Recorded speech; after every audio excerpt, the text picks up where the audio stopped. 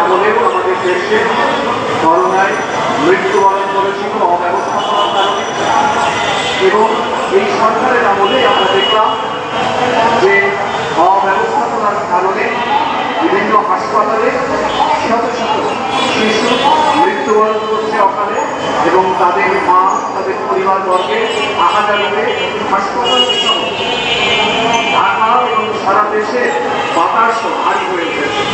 কিন্তু কেন এরকম ঘটনা ঘটে সেই প্রশ্নটি জাতির সামনে আত্মসাত করেছে।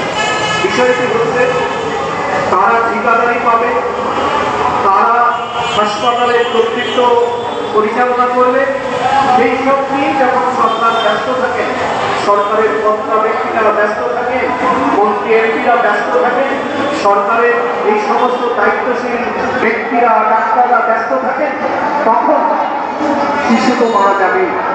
আজকের এই মৃত্যু হয়েছে বিগত সরকারের আমলে। ইউনূস সরকার এই অব্যবস্থাপনার জন্য প্রথমত দায়ী, দ্বিতীয়ত হচ্ছে এই সরকারে যারা দায়িত্ব পালন করছে তারা দায়ী।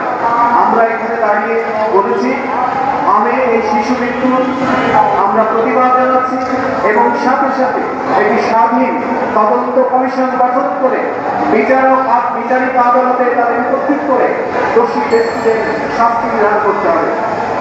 জাতির সামনে একটি উদাহরণ হয়ে থাকবে, যাতে ভবিষ্যতে এই ধরনের অনাকাঙ্ক্ষিত ঘটনা না ঘটে এবং জাতিকে এরকম একটা দুঃখবহ যন্ত্রণার মধ্যে সে না দাঁড়াতে হয়।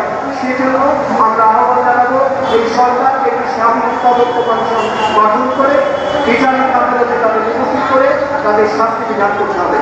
আজকে এই মানববন্ধন কর্মসূচিতে আমরা যারা উপস্থিত হয়েছি তাদের সকলকে ধন্যবাদ।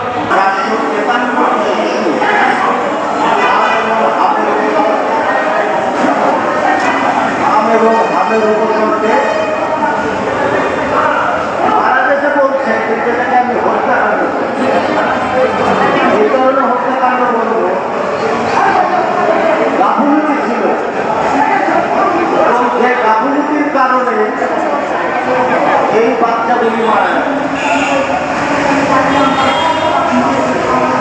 ইন্ডিয়ান গভর্নমেন্ট অন্য কাজে ব্যস্ত ছিল, কি কাজে ব্যস্ত ছিল সবাই জানেন, এটা নতুন করে কোনো উচ্চারণ করার দরকার নাই।